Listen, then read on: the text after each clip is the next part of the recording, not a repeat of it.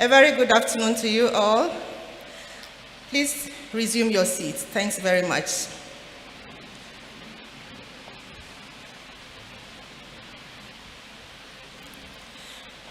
I'm very happy to welcome you to this hall, the Great Hall of the University of Ghana, for this very important meeting.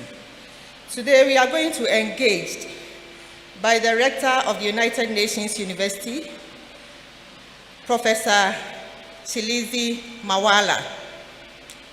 And it's going to be a very, very important engagement. I invite you all to really pay attention to the program for this afternoon. I'm very happy to introduce our moderator for this very important meeting, Professor Chris Gordon, who will be taking over proceedings from here. Thank you very much. Let's welcome Prof. Gordon. I'm very privileged and very honored to give a few opening remarks about this very important combination of two events. Our Vice Chancellor, our first female Vice Chancellor, that deserves a round of applause. Thank you. When she took up her position, instituted a series of special lectures on topical events, emerging issues that she felt were vital for people in Ghana to understand and appreciate. So this lecture falls under that series of special lectures of the Vice Chancellor. At the same time, the first African Vice Rector of the United Nations University was also in the person of Professor Alex Kwapong, who was the first African Vice Chancellor of the University of Ghana. And in honor of him, UNU INRA decided to set up a series of lectures on the theme of nature. I have been privileged to be part of this lecture series in the past, but the whole point is that without nature, without managing our natural resources, we in Africa are very, very vulnerable. So the purpose of that lecture series is to bring resources. I could go on this theme for quite a long time, but in interest of time, I would now request our Vice Chancellor to come and give her opening remarks.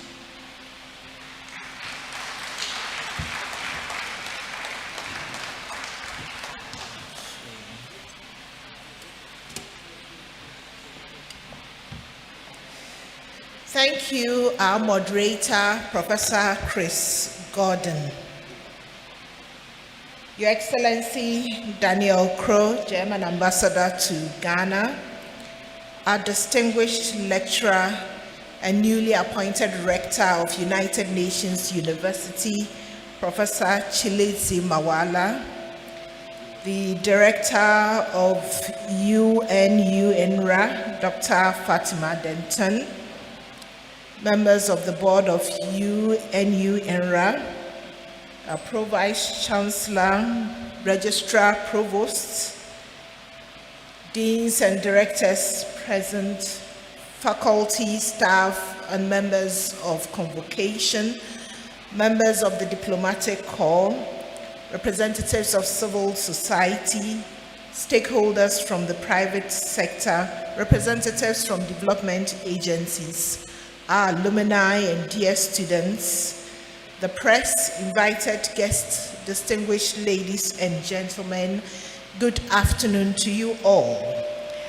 I'm excited to welcome you all warmly to the University of Ghana, and particularly to the 5th session of the Professor Alexander Edum Kwapong Lecture Series titled Nature Speaks, which is coinciding with the United Nations University's Institute of Natural Resources in Africa.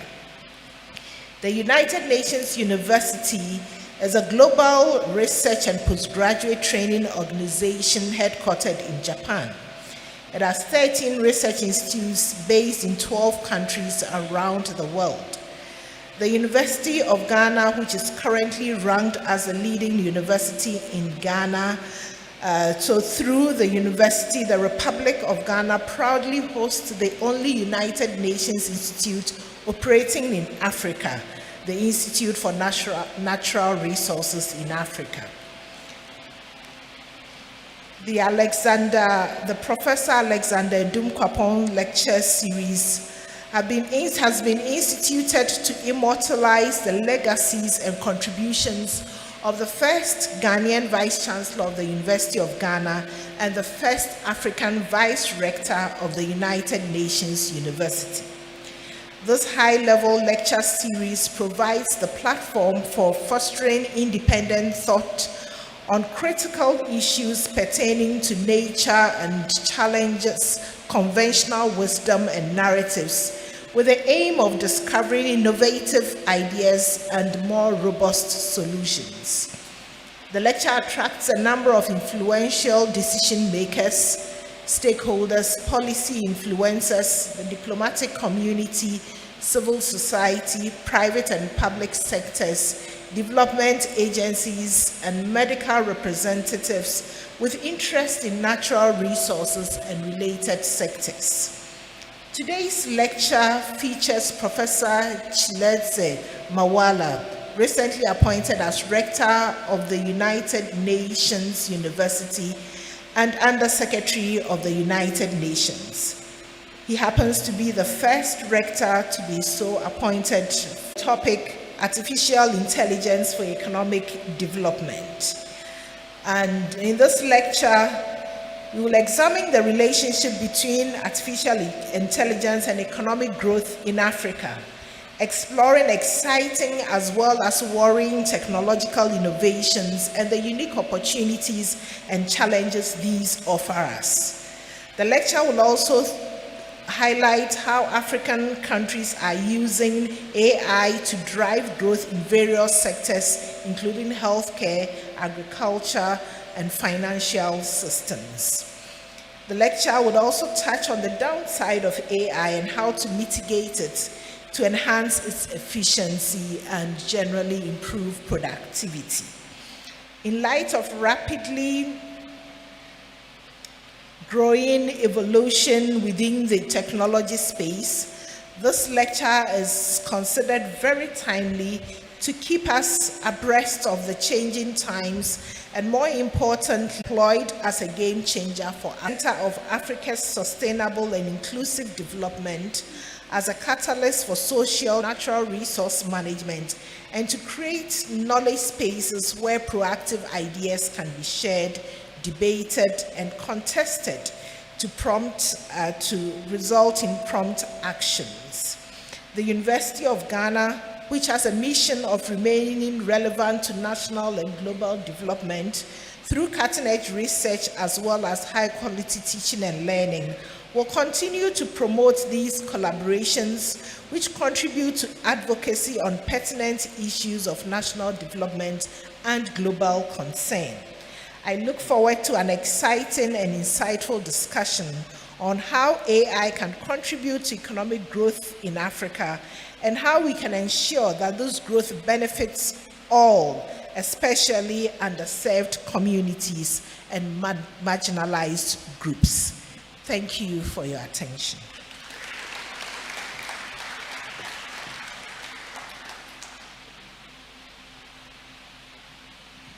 I believe the Winneba Youth Choir will give us a brief performance, and our event is being live streamed on University of Ghana YouTube, on our Facebook, and all those things that our speaker is going to talk to us about in terms of artificial intelligence. So Winneba Youth Choir, over to you.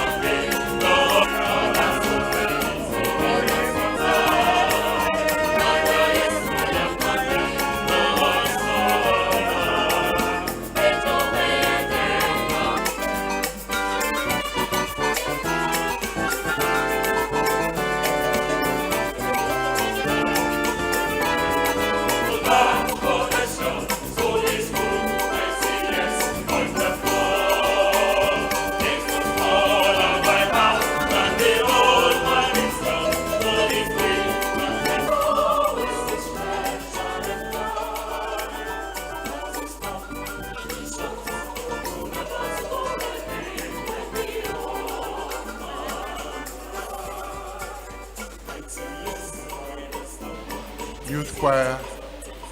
I'm the old man and I'm not dead yet. But from this room, our esteemed guest speaker has audience with the President of Ghana. So we have to make sure we stay within the closing at 4. So without any more ado, I'm very privileged to invite Prof. Mawala to come to give his keynote address. Can we welcome him with a round of applause?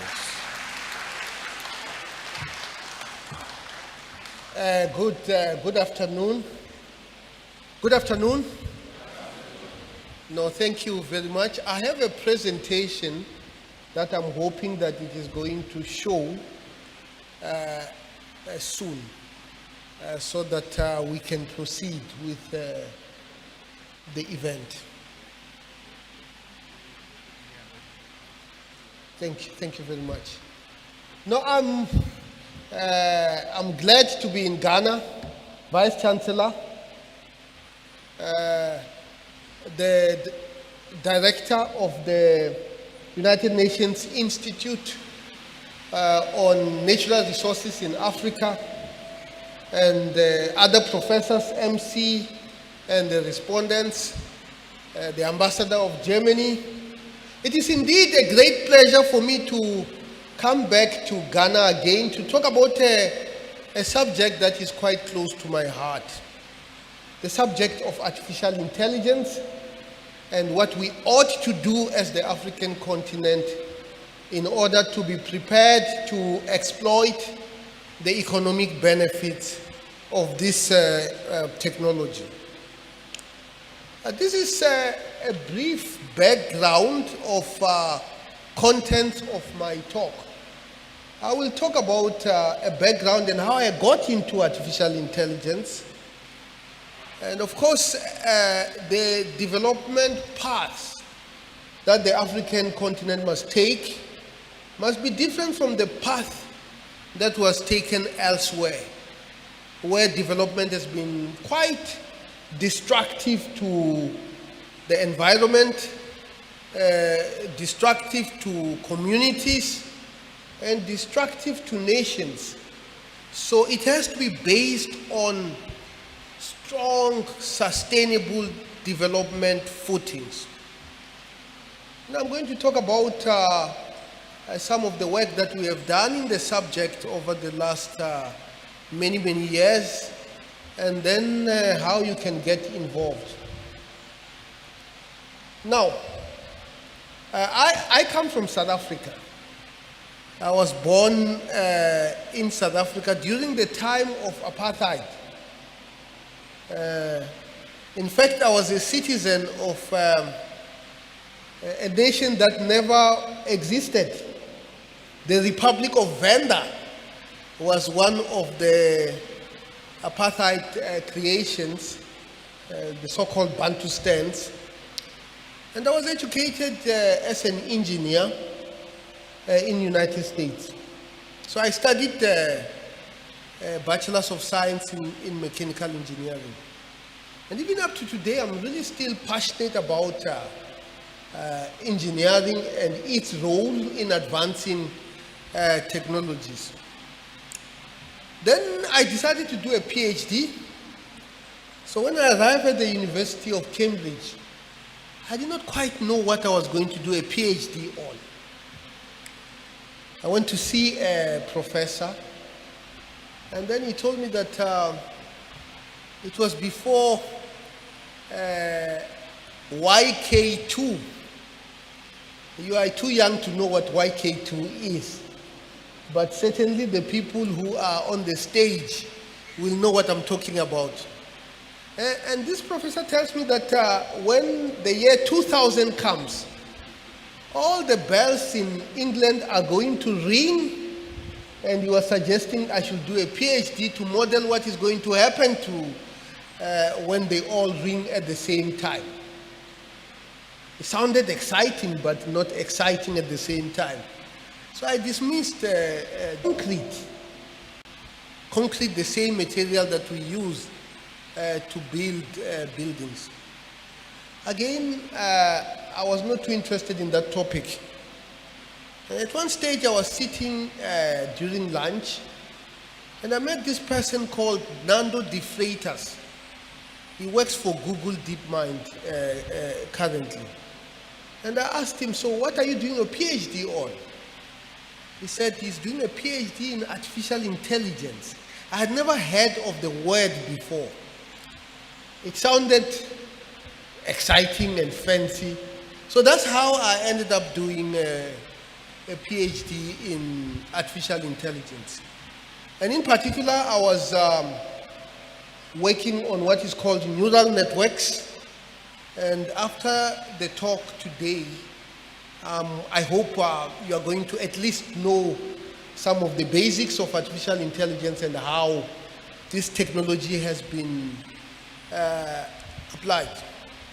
And then after that, I went to Imperial College. I was doing a postdoc on intelligent software.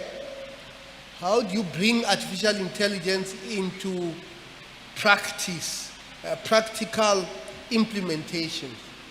And that was a long time ago. This is more than 24 years ago. And of course, the big limits then was that we did not have enough data. The position of being a rector of the United Nations University, at the same time I was active in supervising many reasons. But chief amongst this is that the United Nations, that is the institute that works on natural resources in Africa. In the digital era, much of the rare earth minerals that are used to build our computers and so on and so forth, much of that actually comes from the African continent. So the African continent is very much part of the global value chain of the digitization project. So I'm very, very happy to be talking to you today. And really, as I have already indicated, I would like to, is because we are not lagging behind. You know, we're making progress, but we are, which is over 50%. We have got, why is that? The devastation of COVID-19 and what it did to the economy is so skewed to take care of the few and leave the many behind. Now, what is this thing called artificial intelligence? Well, artificial intelligence is building machines that think, that we can be able to, that can act, they can take action, and they can interact amongst themselves, and they can interact with objects in the world, and also interact with human beings. And of course, it achieves this using mathematics and coding, which has all sorts of implications on how we should structure our education system in our schools, in our universities, and so on and so forth. And there are three things that they are able to do. The first one, they can be able to predict. They can be able to predict things. They can be able to predict the weather patterns in the next period. They can be able to predict share prices in the stock market and so on and so forth. They can be able to predict our health status given the information that is available now. And the second part, they can be able to cluster. Clustering is sort of organizing things into classes. When we go and buy clothes, we are subjected to clusters. They probably will tell you, do you want small clothes or medium or large or extra large, depending on the size. That is an example of clustering. And thirdly, they can be able to generate things. And of course, we know now ChatGPT is an example of an AI that is able to generate whatever is instructed to generate, or to generate an answer to a question that has been asked. The generative adversarial networks is another example. And I will talk a little bit more about this much later. But it all starts with what is called a perceptron. A perceptron is a computational entity that is able to take sets of inputs, process those inputs. Maybe the output is the diagnosis. X-ray image comes into this system, and the outcome is whether somebody has pulmonary embolism, for example, which is one of the work that we have done in the past. And of course, for this machine to be able to do that, it needs data. And that is why now we are told that data is the new oil. It requires a great deal of data. And now coming back to the African continent, we are not collecting as much data as we are supposed to collect. And I'm not going to talk about the ethics of that, because that is also an important factor. And also, much of the data that we collect in the African continent actually tends to be incomplete. And the algorithms that are designed mainly in the global north actually make an assumption that there is abundance of data and data is complete. So one of the work that we have done, and we wrote a book. This is a book that we wrote that was published by a German publisher, Springer, is how do we design artificial intelligence that is able to work even in the presence of missing information, which is the problem that much of the African continent actually encounters. And then the second problem with data is that because much of the data that is available was gathered in the global north, the consequence of this is that these machines do not understand Africa as much as they understand Europe. So for example, when you use them for face recognition, they sometimes tend to discriminate against people of African descent simply because there is not as much data of people of African descent as there is data of people from Europe and the rest of the world. And of course, there are policy issues that flow out of that. How do we make sure that we have further ways in which we train these machines to be able to do that? So this is the perceptron. So the input layer might be the stock price of a certain company at the stock exchange. The output layer might be and this is what is called the feed-forward network, because it basically feeds the input data that it is given using a computer to generate the expected output.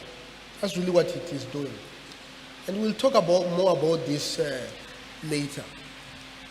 Then you have what is called convolutional neural networks that is mainly used in image processing.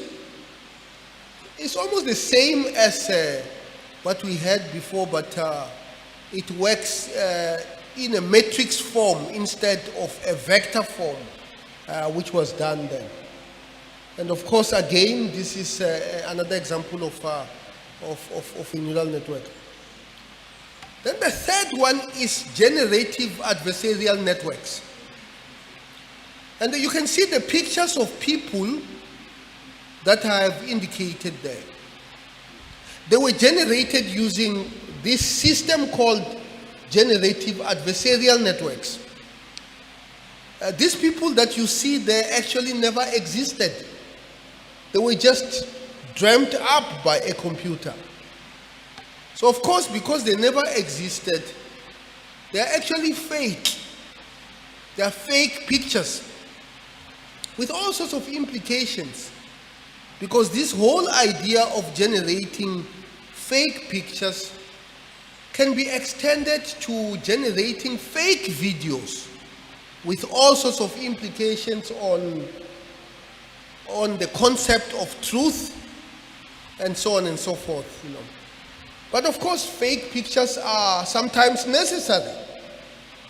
For example, in a medical school, where people have to learn about human anatomy, you can actually have somebody who looks like a real human being, but they are not real because they are artificially generated, and therefore you don't have privacy issues when it comes to that. Now, how have this technology been applied? And this is the work that we have done over a number of years. Maybe they spread about 20 years. During COVID,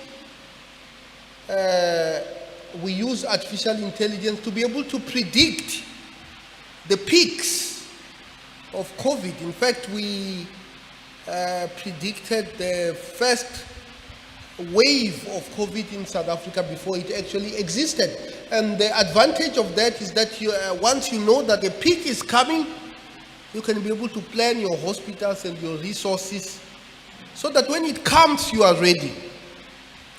So here what we were doing, we were using quite a well-known model of spreading of infectious diseases. But normally in this model, you don't know the parameters. And the way we were estimating the parameters so that we can be able to make the prediction was actually using a neural networks. And this is an example. This work was published in +1. The second example, so basically you have a patient who shows up in hospital because they have throat cancer. So what happens now, they remove the voice box of this patient. So he can no longer be able to speak, but he can still move his tongue. So we designed this system. You can see the picture there. You put it inside the mouth. All it does is to track the movement that basically articulate what that person who has lost networks that I just talked about just few slides back would actually appear in the exact or approximation. A British scientist had a similar device, but it had an American accent. Fake the voice of an individual. See, an artificial larynx is something that is, and we have a united. And here we were doing it for to look for the loan to buy a house. And then they asked me to go and take an HIV test. It's no longer legal now. It was legal then. Of course, then after that, we went to neural networks to be able to predict. It was no longer sense implemented here, was able to do its work even in the presence of missing data.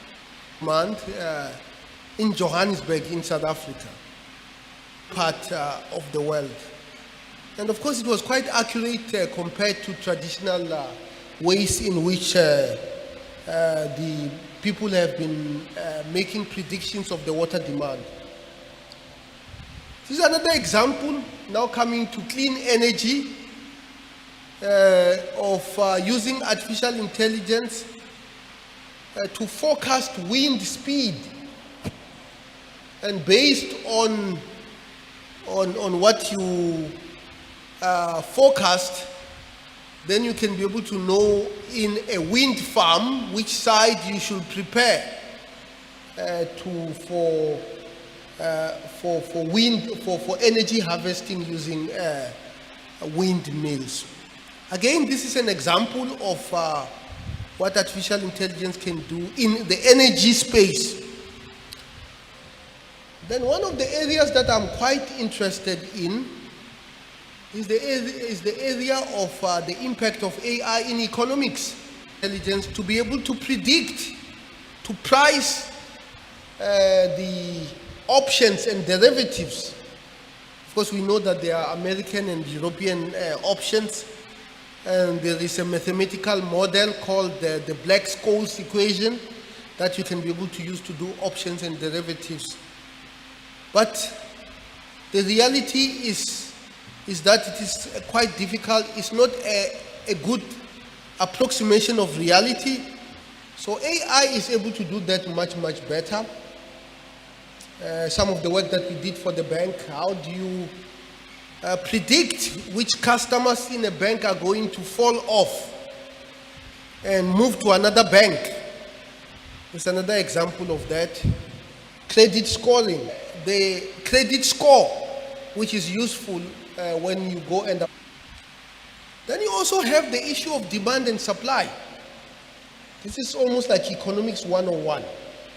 So when you go to a shop and you go to buy goods and services, the price that you get is arrived at using what in economics they call aggregate demand and aggregate supply, which basically means they don't know you as an individual, they know you as part of a group, and based on that they give you a price.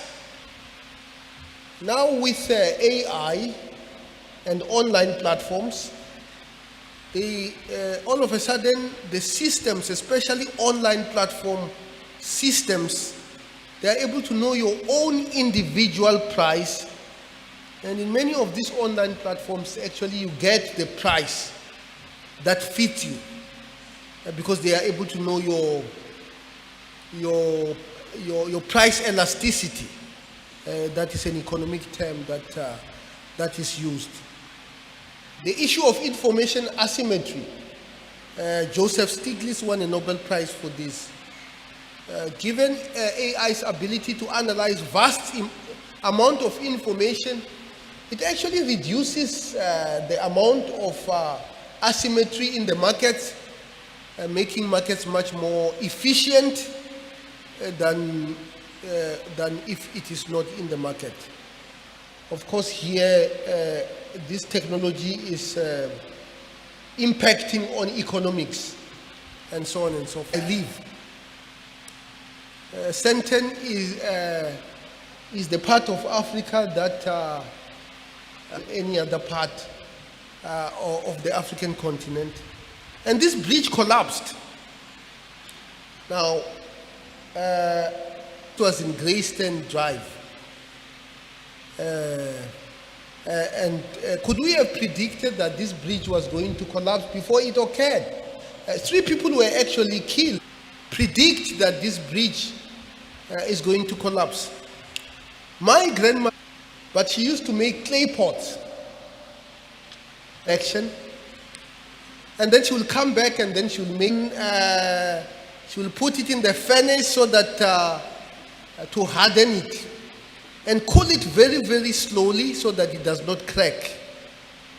And after that, she will knock each pot, and the same technology can be applied here. We can look at the vibration, the movement of the bridge, a very fine grain, in good condition, or it is in bad condition.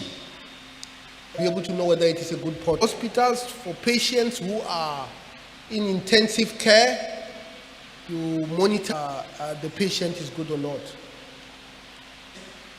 Well, we basically built a neural network that learns independent of its human owner.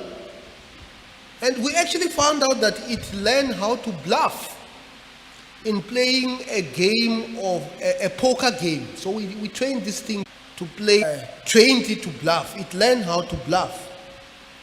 And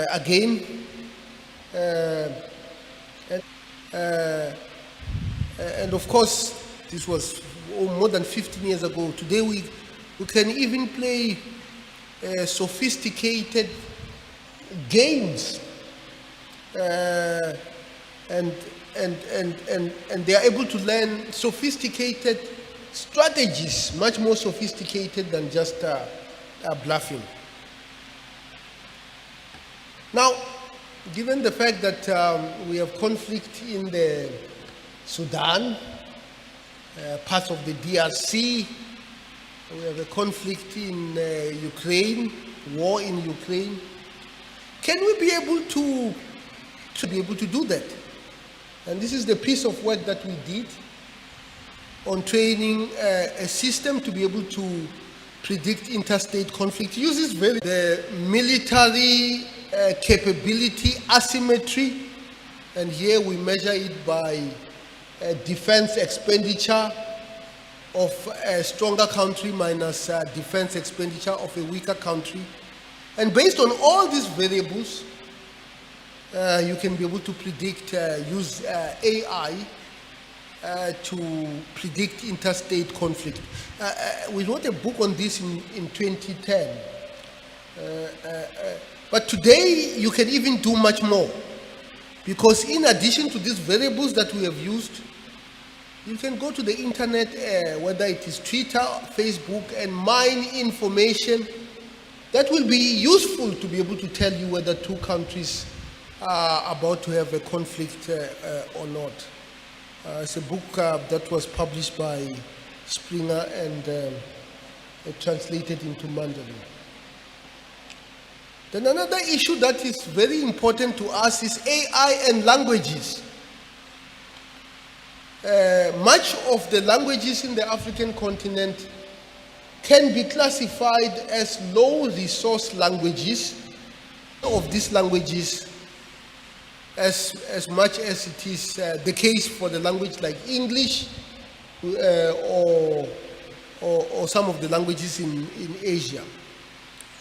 So normally what you do here, so that you can have economies of scale for these small languages, you pull together the data from similar sounding languages. And here, this is the language that I speak, using two languages that are closely associated with. And then based on that, we were able monitoring of dams, predicting the levels of dams, which is also quite important. And now coming to an end, issues of climate change requires technologies such as also require artificial intelligence, trade, things that artificial intelligence is able to do things. But of course, there are bad things that it is able to do. I think the issue of ethics, of bias and while artificial intelligence is being used to make decisions, is the issue that we need to by a human being, and what is the implication of that. Issues of AI and the distribution of harmful content is also the ethical issues that we need to watch. Issues of copyright and legal exposure. Of course, now we have ChatGPT that is using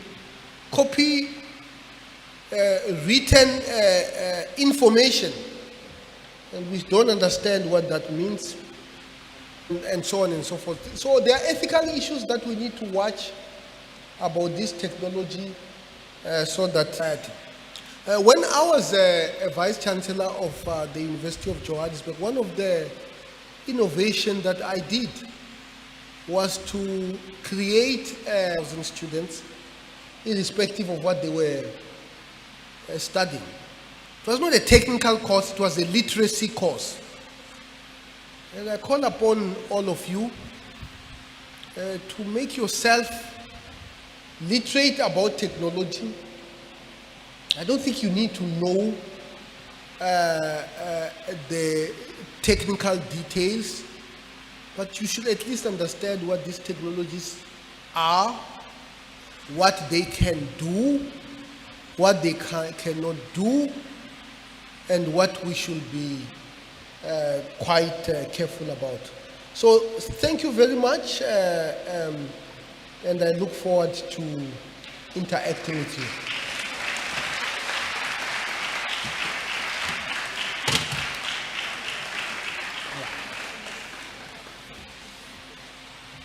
You know, when I attend these lectures and the moderator says, you can do better than that, I get irritated, but you can do better than that.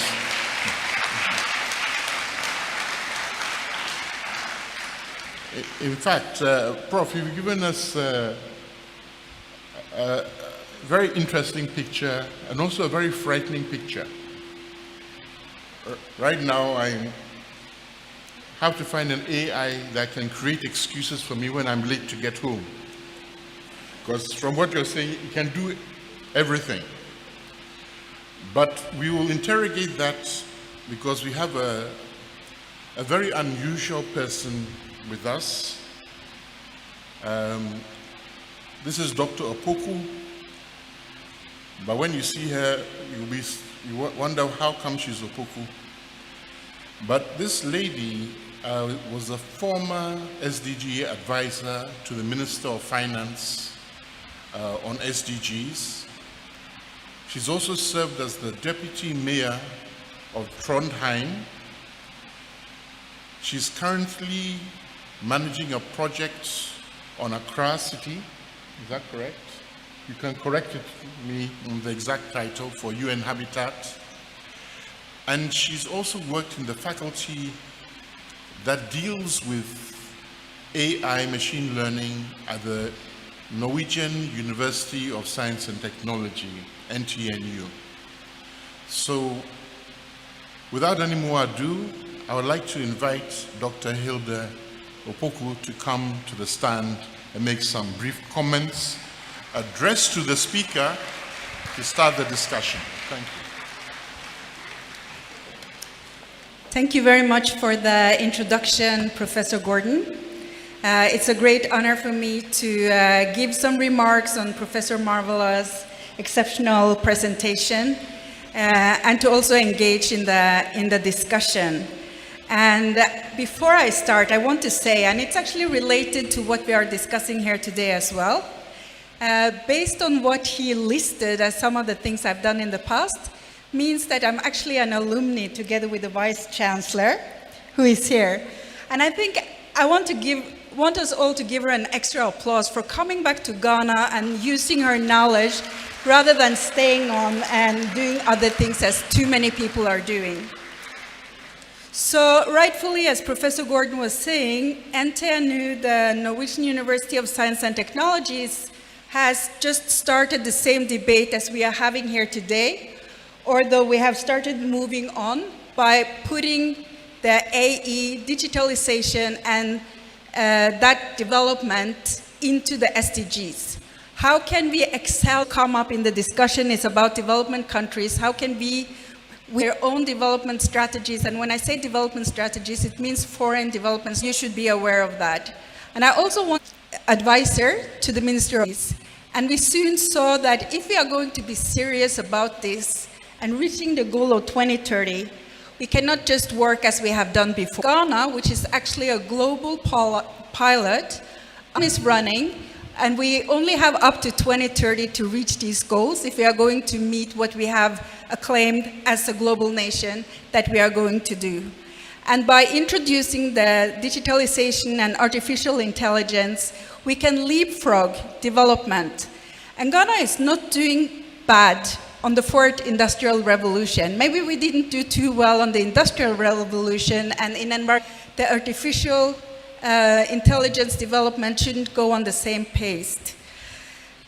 Although I will add the good AI development, because it can be used for anything like the professor was saying, both good and bad. And we have to make sure that we have the ethical framework, the juridical framework, and moral framework in our minds when we are setting off to use these new technologies. And being at the University of Ghana, a lot of things are already happening. Faculties are already diving into this, and today We don't have to go abroad like some people had to do before to get higher education. A lot of the research is happening here in Ghana. And for example, when it comes to fintech and AI, Ghana has spearheaded many other nations. And why is that? One of the reasons is that it's out of need. You know, you didn't have a banking system in every village and all these things. So when Yufi Grant, the head of Impact Investment Ghana, go abroad to get investors, he bring along fintech people from Ghana to sell their services to developing countries. And there is no reason why we shouldn't be doing that also in other areas. So what is Ghana doing already?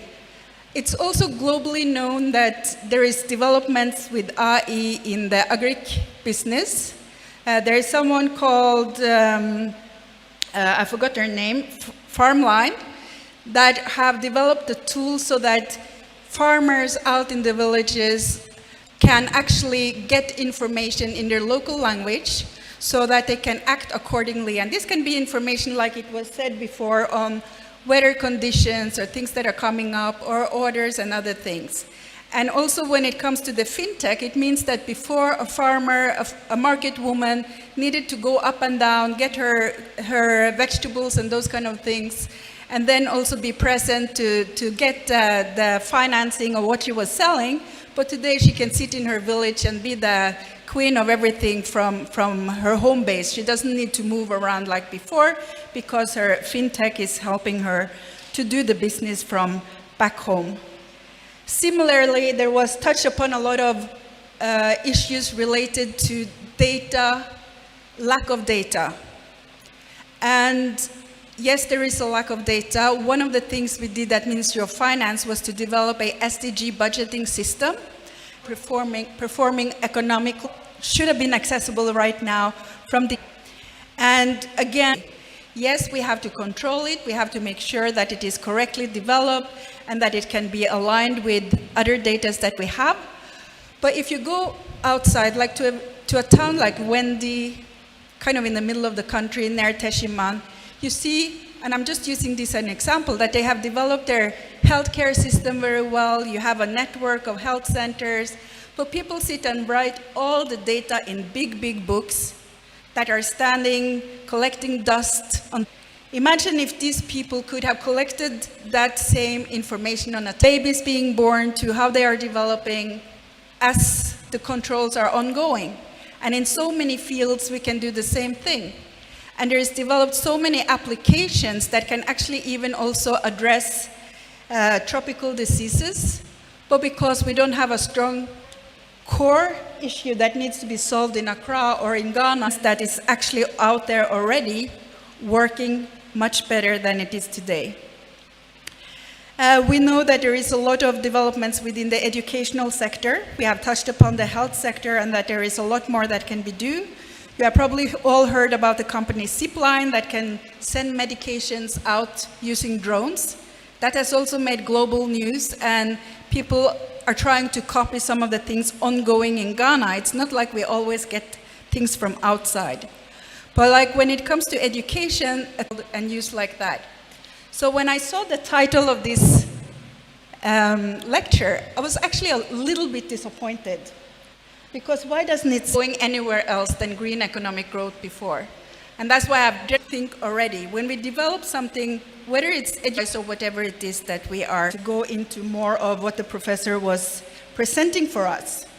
But I want to hear more about how can we use AI without leaving nobody behind. You were speaking to a university audience, and yes, they can conceptualize how these things can be used and understand when they can use it and not use it. But how can we make sure that the digital gap is not growing, but being minimized using more of the IE? I would also challenge you on what you recommend that a country like Ghana do next in terms of developing a legal and ethical framework for going forward. And also, not at last, how can we make sure that we don't forget to use the human brain? Thank you very much.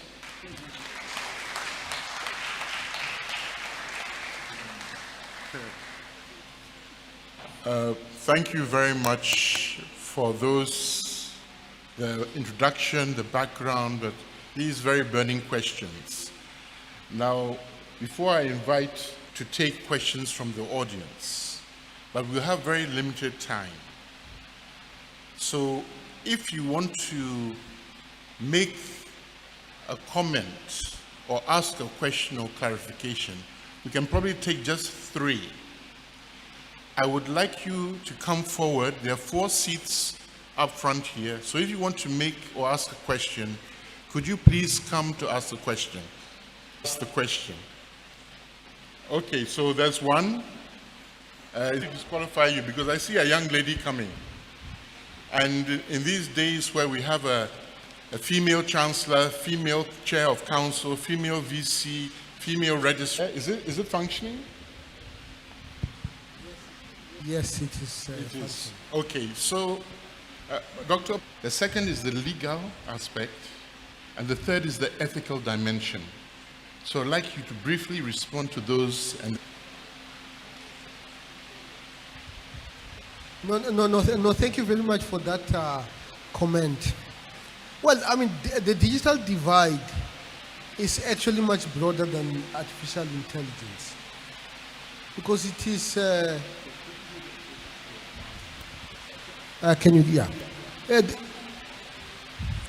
because you need devices. You need devices, the digital divide. And I think as governments, as the African Union, we even need to think about moving some of the manufacturing of these devices to the African continent. The second part is actually data.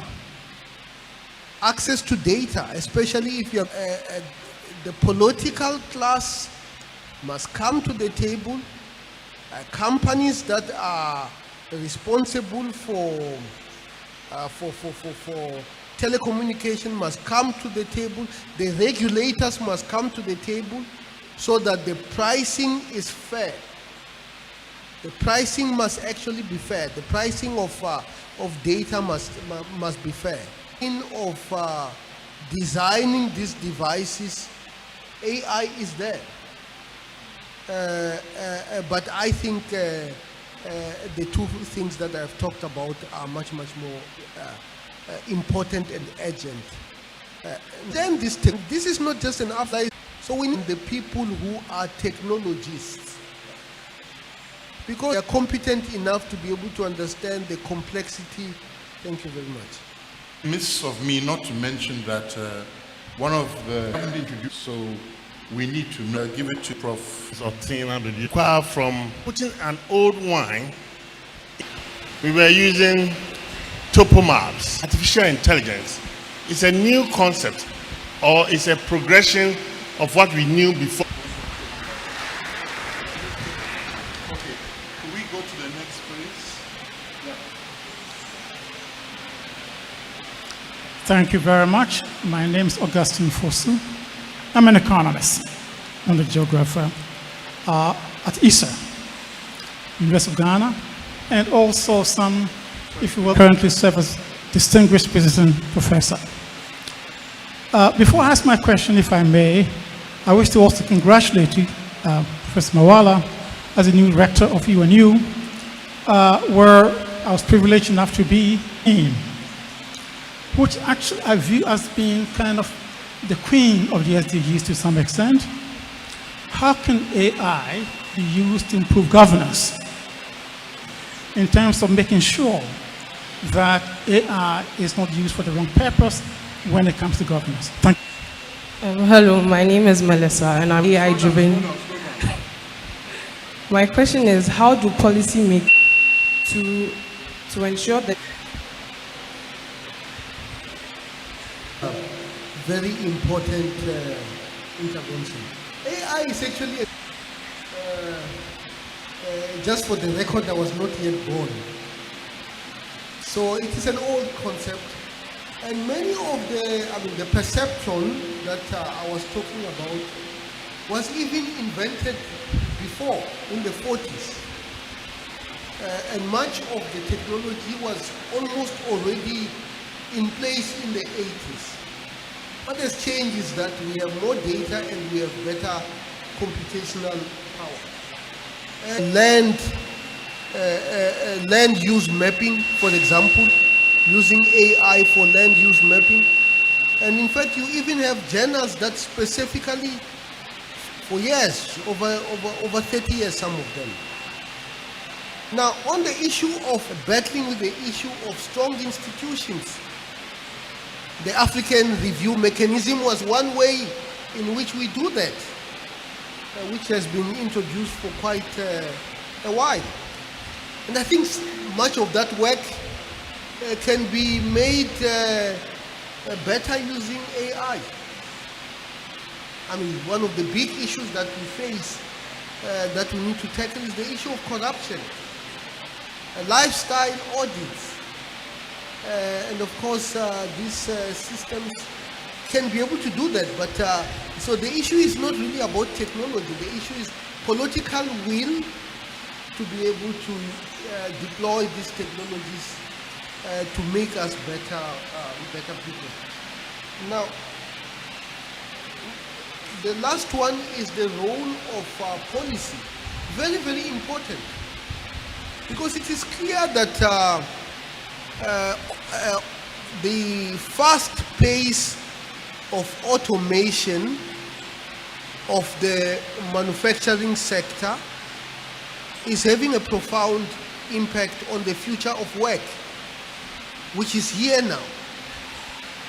The question that we ought to ask ourselves is, given all these developments, given this new economy that is highly automated, that is emerging right in front of our eyes, and coming from South Africa, I can be able to name companies that no longer exist because they have not been able to adopt better ways of production. We can't stop these things. We can't stop these things. We need to incorporate them into our production value chain so that we can increase our productivity and strengthen our economies. And of course, there is a role of regulation. There is a role for laws that are able to govern the responsible use of this technology, and we need to capacitate ourselves to be able to play that role. Thank you very much.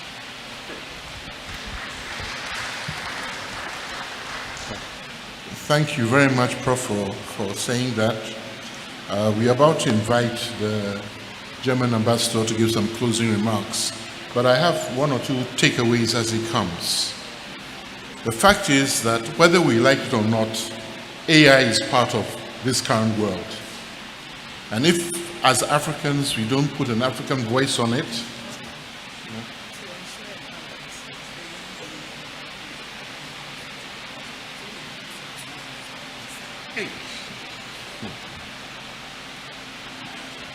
I have been instructed by the VC that there should be balance in the questions, not only in the gender, but also in the age, but also on the amount of hair they have on their heads. So you have one more question from a young lady there. I will curtail. Please hold the microphone close to your mouth because the game is not that good. I'd like to say thank you. My question is, how practical do you think it is? How practical do you think applying AI in all? Do you think they will prioritize AI and developing AI and tech over practical? Do you think it is? Thank you.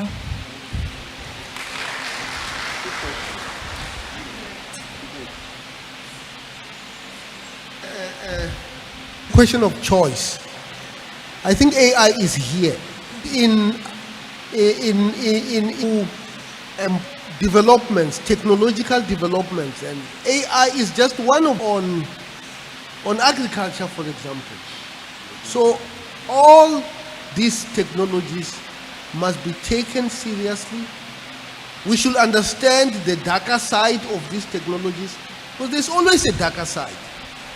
We should be able to craft a way forward that is progressive and that takes. We need to incentivize them to go and re-employ these people from these 5 years, and we are part of the solution. If it is not done, we have to take the blame because we are putting the people who are governing us into power. Thank you. Thank you.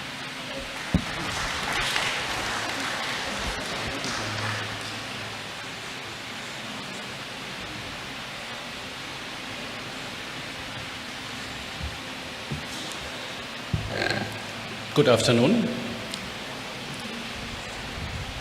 Dear Vice Chancellor, Nana Aba Apiamfu, Prof Mawala, thank you for coming all the way from Tokyo. Dear Fatima Denton, Director of the United Nations University here at the campus of Ghana University. Professor Christopher Gordon, it's really not a privilege. It's rather a daunting, thankless task to close this debate. I think it even hardly had started, and there are so many questions in the room, and they were so complex of nature that it was very, very difficult to really get to the beefy chunks of the debate. So, but let me first of all say, it is very me that she just attended a conference. She's a headmaster about artificial intelligence and how this impacts career counseling, how does that influence how school is organized and so on. What I wanted to say with that is that it is a debate that is taking place all around the globe, and that's why I think it's so important that also we have this debate here in Ghana. And again, great thanks to you and University, the advice to follow up on this, because I mean, you mentioned so many things, the ethics questions, the literacy, the access to data. Data is the new gold, incomplete data collection. So there's so many things. The audience asked about the digital divide and so on. I myself, I admit, I still haven't clear where are we when we talk about digitalization, big data, artificial intelligence.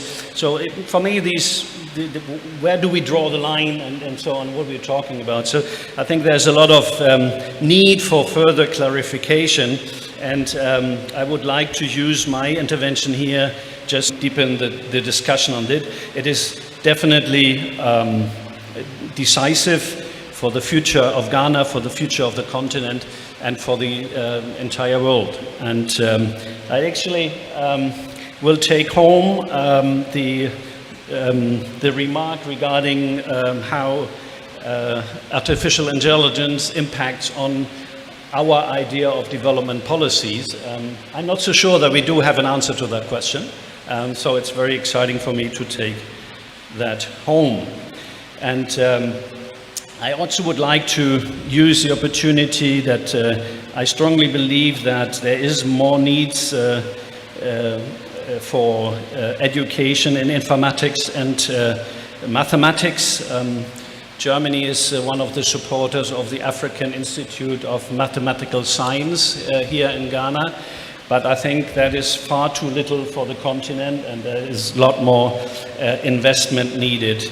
I think that is a key competence that is desperately needed, especially when you want to try to be part of the shaping the regulation of this new field. And we have there's an interesting cooperation between the University of Passau and the University of Ghana about data protection law, but that is only a very, very small step. So we hope that we can work on this more, and I take home that this is really needed for increasing the African footprint in this process of shaping the regulatory framework of this important field of artificial intelligence on the continent. Thank you very much. The crew for those closing remarks. It is now my pleasure to give a vote of thanks, and immediately after that we will have the university anthem. So, Dr. Denton.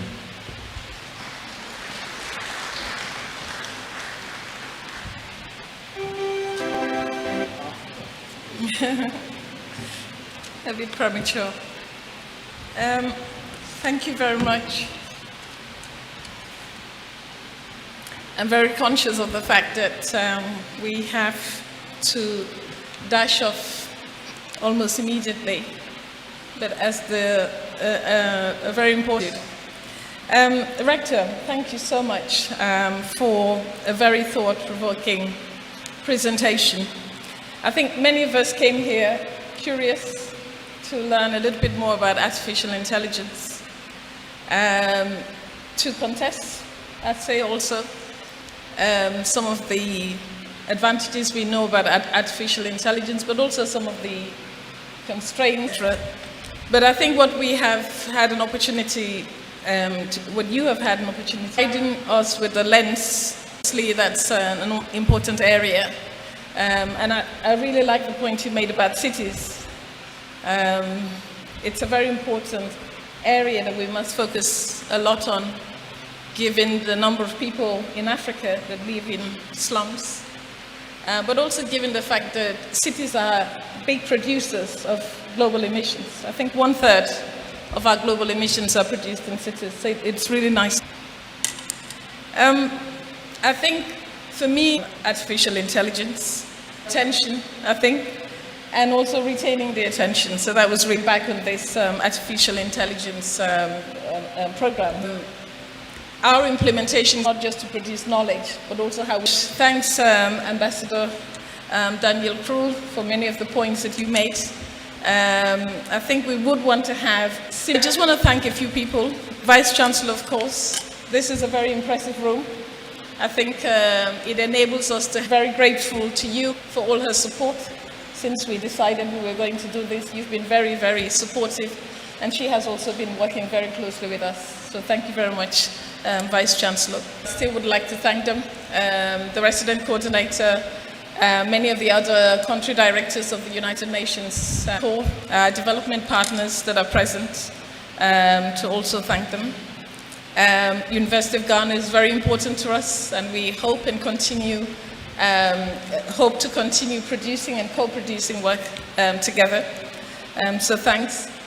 I'm very glad to see students of University of Ghana, but elsewhere, but also students in secondary schools. I think that's also very, very important. They are the future of tomorrow, and all we're talking about in terms of artificial intelligence would be something that they would have to discourse. I would like to thank Dr. Franklin Lisk. Thank you for honoring the invitation. In Wolof, that once you start thanking people, you're going to be open to a lot of mistakes, because there are many people that you might leave out.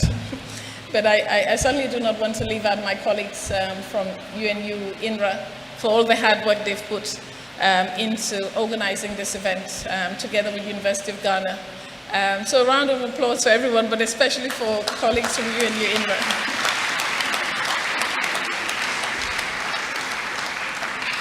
And I think we came here, as I said, curious and wanting to know a little bit more about artificial intelligence, but we were sufficiently entertained as well from our extraordinary moderator who comes with a lot of wit as well as a lot of content. And if I could get his attention for a minute, Professor Gordon, thank you very much for the good humor, the wit, and all that you bring to these conversations. Thanks to expand our horizons with this, with the knowledge that we have learned, and be more confident to venture into, I guess, a number of unknown, I would say, territories, unknown knowledge territories, I should say. So thank you, Rector, for giving us that food for. Thanks very much, Dr. Denton, and thanks to the platform party as well. We are very grateful to you. Thanks so much for joining us for this very important session, which is to my left, and it's to enable us to network. So when you get there, don't just pick and. So on this note, please let's rise for the university anthem.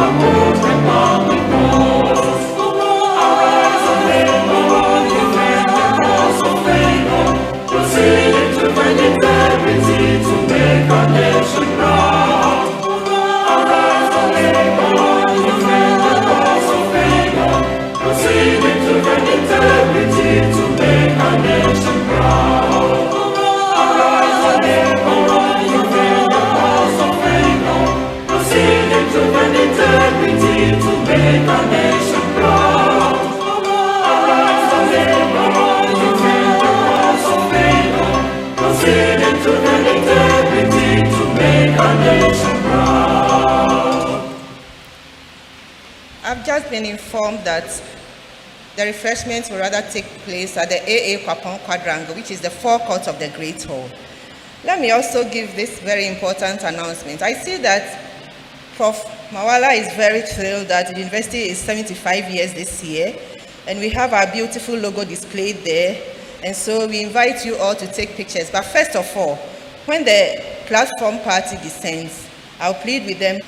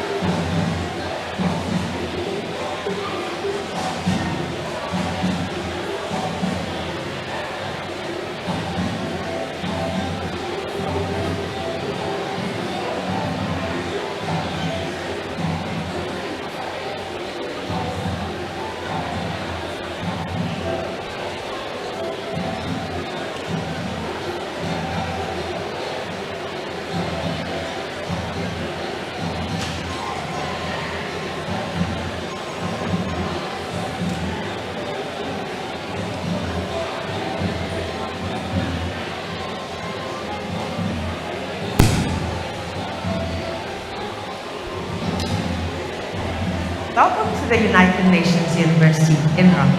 We are the Institute of Natural Resources in Africa, the leading voice in Africa's natural resource knowledge base, and one of the 13 institutes of the United Nations University. Think of us as a think tank. Our thought leadership is grounded in research and evidence. We bridge the gap between science and policy, sustainable development, natural resource governance that is sensitive to climate change. We harness African talent, empower African researchers, entrepreneurs, and policymakers with knowledge to sustainably manage the continent's natural resources. In 1985, established with a mandate to strengthen African national institutions' capacity to manage natural resources. UNU INRA has become known across the region for thought leadership, pioneering research and innovative solutions in support of natural resource management policy, research infrastructure, and capacity building. Through our projects like energy transitions in the informal sector, justice, and water infrastructure for green businesses to flourish, our work directly contributes to achieve the UN Sustainable Development Goals.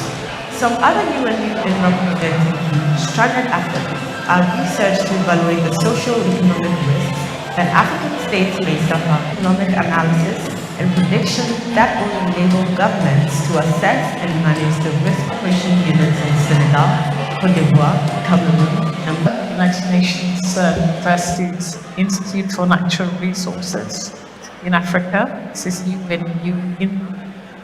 Our role is mainly to support African countries with knowledge on natural resource management, just with a suite of options, strategies related to their growth potential.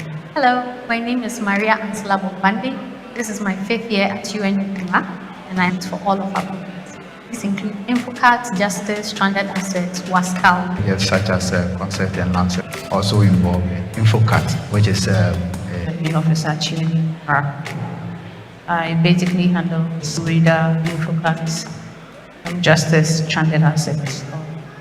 I also handle travels and at UNU INRA. And my job is basically to publicize the great work they're doing here, like after carbon. And I'm also a PhD student at the University of Ghana Geography Department. Jonathan Freku.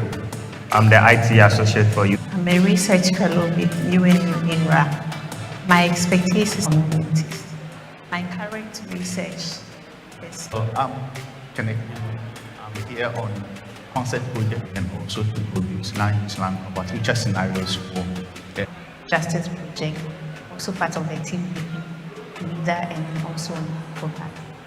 My name is Jennifer Dubois, and I'm doing my Ghana. I am financial management consultant for UN INRA, has a very cool cash flow. I'm a driver and a protocol officer for UN INRA. Hi, my name is Chancellor.